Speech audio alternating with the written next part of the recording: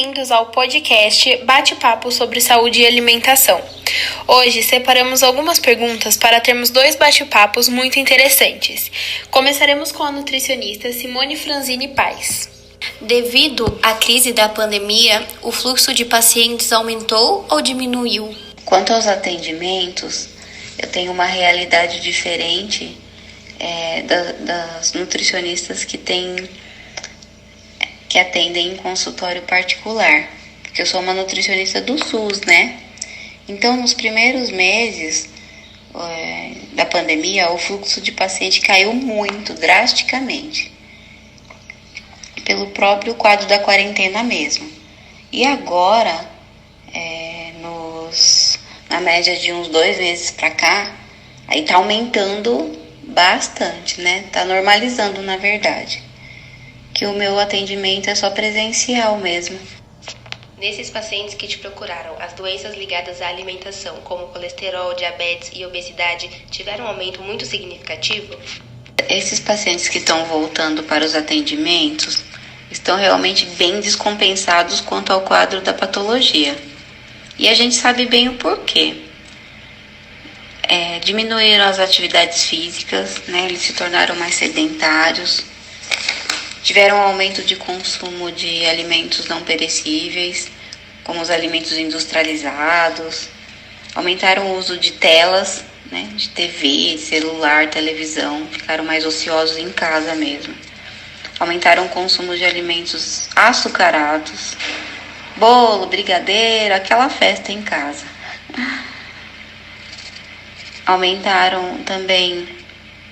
Aumentou os casos de depressão mesmo, né? Por conta dessa ociosidade. Ficaram mais tristes, às vezes com falta de esperança, ansiedade. E assim, eles relatam, né, que comiam sem fome mesmo. Então eles não tinham o que fazer, e eles vêm com o relato que, vamos fazer um bolo, vamos fazer um doce, né? Por conta de não saírem para fazer uma caminhada, de muitas vezes não estarem trabalhando. Então isso descompensou muito os pacientes que já tinham alguma patologia. E apareceram outras pessoas que não tinham nada, com mais obesidade, apareceram diabéticos novo, né? Quadro novo de diabetes. Então realmente ficou bem descompensado. Quais alimentos auxiliam a fortalecer a imunidade do nosso corpo e quais prejudicam? Os alimentos que aumentam a imunidade são os alimentos... Na verdade, essa é a comida de verdade que a gente fala, né? Como fruta, verdura, arroz, feijão, bastante água. Fazer a comida com os temperos naturais, né? Alho, cebola, salsinha, cebolinha, gengibre. Alimentos com vitamina C, que são os alimentos cítricos. Laranja, tomate, acerola. Leguminosas também, que são os grãos, né? Os feijões, a ervilha, o milho, a lentilha. Ajuda bastante também. E os alimentos que diminuem a imunidade são os alimentos industrializados mesmo, né? Então, o ideal seria comer mais comida e menos bobagem mesmo, né? Então, alimentos industrializados, açúcar, eles diminuem bem a imunidade. E a gente tem que lembrar mesmo, bastante da saúde mental também, que o estresse prejudica muito essa baixa de imunidade, né? Então, controlar, achar alternativas para situações mesmo da nossa nova realidade. Como uma pessoa que trabalha o dia inteiro conseguiria manter uma alimentação saudável? E alguém que fica em casa a maioria do tempo? Uma pessoa que trabalha fora, ela tem que trabalhar com organização, né? O segredo é a organização e planejamento da alimentação. Que seja durante a semana ou cada 15 dias, depende do quanto o tempo que ela leva de fazer essa compra. Lembrando que é legal a gente respeitar a sazonalidade dos alimentos, né? Usar os alimentos da época, que são mais em conta, porque a alimentação também diz respeito à economia, né? E não seguir um cardápio da moda que a gente vai encontrar alimentos que nem estão na época e isso fica de repente muito caro. Uma alimentação saudável também, né? Falando em economia, ela não necessariamente é cara, ela pode ter a nossa base mesmo do arroz, do feijão, de ter uma batata, se tiver uma leguminosa, que são os grãos, não necessariamente necessitaríamos de carne todos os dias, estaria balanceado do mesmo jeito, né? Uma verdura, legumes. Então, bom, o segredo é esse planejamento mesmo, né? De preparar as coisas antes, né? Algumas coisas antes, por exemplo, pegar o final de semana e lavar uns 2 pés de alface, por exemplo, e deixar isso na geladeira para ir comendo durante a semana, facilitaria bem, né? Para chegar em casa e ter realmente alguma coisa pronta. Eu dou uns conselhos também sobre congelamento de alimentos, acho interessante para quem não tem tempo. Você congela de repente um feijão que dure para a semana e vai tirando as porções, né, durante o dia a dia mesmo. Então aí você já tem uma salada e um feijão pronto. O arroz é uma coisa mais simples, de repente, né, falando isso de uma alimentação mais básica. E aí um ovo mexido, um frango grelhado, já seria uma coisa mais rápida. Ou quando fizer os alimentos em maior quantidade, congelar mesmo, né? Faz uma carne de panela, um quibe assado, congelar e ter essas porçõezinhas. Ajuda bastante para não ter, de repente, que preparar, fazer esse preparo todos os dias, de tudo, né? Arroz, feijão, diariamente, de repente fica muito inviável. Então ajudaria mesmo esse planejamento de compra e o congelamento. E para quem está em casa, já é um pouco mais simples, né? Que realmente dá para fazer uma comida mais fresca todos os dias, já fica mais fácil, né? As pessoas que dão prioridade aos alimentos diet, light e zero na busca do emagrecimento, estão corretas ou isso é apenas um mito? Quanto mais modificado o alimento, né? Diet, light, zero, mais processado ele é. Então a gente chama esses alimentos de alimentos ultraprocessados. E eles são geralmente usados para fim especial, né? Para algum fim especial, como os diet. Eles têm adoçante e é usado bastante para os diabéticos. Os alimentos light, eles têm uma redução calórica de mais ou menos 25% de calorias a menos do que os produtos tradicionais do mesmo tipo. Só que tem aquela assim, às vezes o alimento light, por exemplo, ele não tem açúcar, mas ele tem mais gordura. Exemplo de um chocolate light, de repente, né? Então você tem menos açúcar e para eles conseguirem fazer a forma estrutural dele, eles acabam colocando mais gordura, né? Então a gente tem que prestar um pouco de atenção nisso. Outra coisa é que as pessoas têm a impressão que eles são muito mais saudáveis e acabam comendo além da conta desses alimentos. E nessa, o objetivo vai por água abaixo, né? Que seria de redução de calorias, e você acaba comendo um pouco mais. Por essa impressão que dá mesmo de ser muito menos calórico ou assim, muito mais saudável. Então a gente não pode cair nessa. O que eu recomendo e bato na tecla é que a gente, para alguma dieta especial ou até para emagrecimento, a gente comer mesmo a comida de verdade e ter essa noção que é a reeducação alimentar quantitativa, né? A gente mexer nessas quantidades, mexer na qualidade alimentar dos alimentos.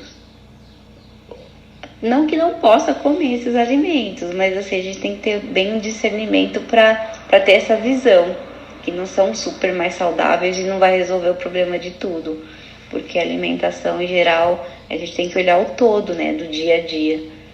E fazer essa contagem calórica mesmo, tá bom?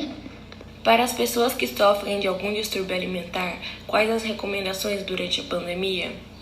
Bom, o primeiro passo aí seria tomar a medicação correta.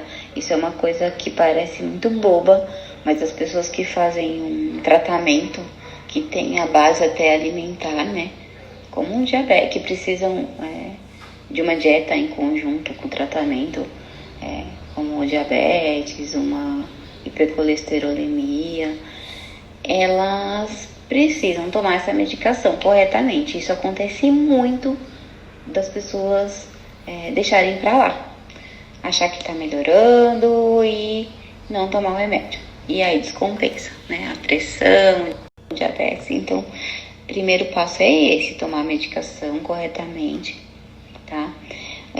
O segundo passo é cuidar da saúde mental, porque todo quadro de estresse e de ansiedade vai descompensar qualquer doença.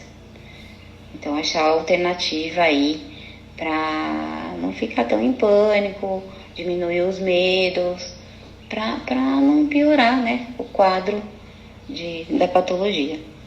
E o terceiro é arrumar uma estratégia para seguir corretamente a dietoterapia, né? A dieta correspondente ao quadro que a pessoa tem de saúde. Durante a quarentena, muitas pessoas estão seguindo dietas que encontram pela internet ou comprando medicamentos que prometem um emagrecimento em curto prazo. Qual seria a sua opinião sobre isso? Na verdade, essa questão da obesidade, né, das dietas da moda, não é uma coisa só da quarentena, mas é uma coisa dessa década mesmo, né? O pessoal vem preocupado muito com a estética e pouco com a saúde. Essa é a minha opinião. E eu acho que o que a gente tem que pensar sempre é que o peso que a gente ganha, a obesidade, ela não acontece de uma hora para outra, né? Então, não é que segunda-feira eu peso 50 quilos e sexta eu tô pesando 70. Então, a gente tem que ter essa consciência e essa tranquilidade para olhar isso de uma outra forma, né? Olhar que a gente ganhou o peso por vários motivos, né? E durante um tempo grande, geralmente, né? Ou nem tanto, mas durante um tempo. E que fazer essas dietas radicais ou malucas, essas dietas da moda, dieta da laranja, chupo laranja a semana inteira e tá tudo bem. E até acontece às vezes um emagrecimento, mas isso não se sustenta, né? Porque isso não é balanceado, né? Não tem fundamento, o corpo não aguenta isso. Então a gente tem que, na verdade, a minha opinião é tomar consciência disso, ter paciência para emagrecer, né? Ver o que a gente está fazendo de errado, modificar, acompanhar no médico, como eu trabalho no SUS, então a gente está à disposição no SUS a ponto de fazer o acompanhamento, né, com o médico da família, da saúde das pessoas. Então, precisa estar doente por aí no SUS, né? Você pode fazer esse acompanhamento da sua saúde anualmente. A gente tem os exames, acompanhar mesmo. Não deixar o bicho pegar e você se sentir mal e ficar doente, engordar demais. Acompanhar isso mesmo, tem uma frequência, que a gente só pensa em emagrecer e cuidar da saúde quando tá bem ruim já a coisa, né? Então, o ideal é a gente focar mesmo na saúde, que o emagrecimento vai acontecer, né? Quando a gente entender todo esse processo, que a gente fala que é a reeducação alimentar mesmo. Olhar aquilo que se come e modificar devagar, aos poucos. E isso vai acontecendo. O remédio, como foi citado, né, na pergunta, não só remédio, né? O pessoal tem tomado muito chá, emagrecedor, seca a barriga. Eles são estratégias de marketing mesmo. E de repente para um dar certo, porque de repente era um pouco mais inchado e teve um emagrecimento por conta de alguma erva. E isso é confundido, né, até com emagrecimento. De repente é uma coisa que a pessoa estava um pouco mais inchada e acaba confundindo com emagrecimento. E isso vai tomando uma proporção grande que ajuda e tal. E a gente tem que tomar cuidado até com o chá, na verdade, né? Porque todo medicamento é à base de planta e todo chá não serve para todo mundo. Como toda dieta não serve para todo mundo. Cada organismo reage de um jeito a medicamento, a dieta, a tudo. Então a gente tem que ter esse olhar diferente, tem que ter a paciência de saber que isso é um processo, né? E não acho legal mesmo, né? Não funciona pra ninguém. A gente sabe disso e faz, né? É o que acontece muito. Quando chega pra gente pra atender, já testou milhares de chá, remédio, dieta e tá ali, né? Não funcionou. Ou funciona por um período de tempo, mas não dá conta disso. Porque tem que mudar a cabeça, o olhar mesmo, tá bom? Dando continuidade, vamos agora conversar com os personagens Wesley e Alan. Depois, com a conversa que tivemos com a nutricionista, percebemos que a alimentação é muito importante, ainda mais em tempo de pandemia. Os exercícios físicos têm esse mesmo efeito? Os exercícios físicos têm um efeito muito importante contra a questão do Covid e a prevenção de não pegar esse vírus, pois estudos mostraram que o exercício produz uma substância chamada irisina, e essa substância ela contribui para que o corpo não deixe que o vírus se contamine dentro do organismo. Para as pessoas que não têm disponibilidade para irem à academia, quais são os exercícios recomendados para elas fazerem em casa? Os exercícios a serem feitos em casa, mais recomendados seriam os exercícios de baixa a moderada intensidade, como exercícios aeróbicos, polichinelo, exercícios que não sobrecarregam as articulações e também os alongamentos. O sedentarismo prejudica a nossa imunidade? De que modo? O sedentarismo sim prejudica muito a questão da imunidade, pois a falta de exercício físico faz com que o organismo fique fraco em questão de reagir a qualquer tipo de vírus ou doença. Então, com certeza, a falta de exercício vai contribuir para a imunidade estar vulnerável. Existe algum exercício que fortalece o sistema imunológico? Murilo, então vamos lá. Todos os exercícios ajudam no fortalecimento do sistema imunológico como um todo, certo? Tanto para a parte cardiorrespiratória, quanto para a parte muscular, quanto a parte de saúde, certo? A prática de exercícios ajuda na saúde física. Como eles podem contribuir para a saúde mental? Vamos lá. Você fazendo exercício, você libera hormônios que ajudam a melhorar a saúde mental, como o hormônio da endorfina, que é o hormônio do prazer, que deixa a pessoa com a saúde e o bem-estar em dia, certo? Qual a frequência de exercícios indicada para as pessoas que pretendem aumentar a sua imunidade? Tudo depende da frequência da pessoa. Se ela não treina, 1 ou 2 dias já vai fazer muita diferença na parte da imunidade. Mas se a pessoa já tem um certo tempo de treino, de 3 a 4 dias com certeza fica muito bom já. A sua imunidade fica bem fortalecida. Gostaríamos de agradecer a Simone, ao Wesley e ao Alan, que reservaram esse tempo para participarem do nosso bate-papo.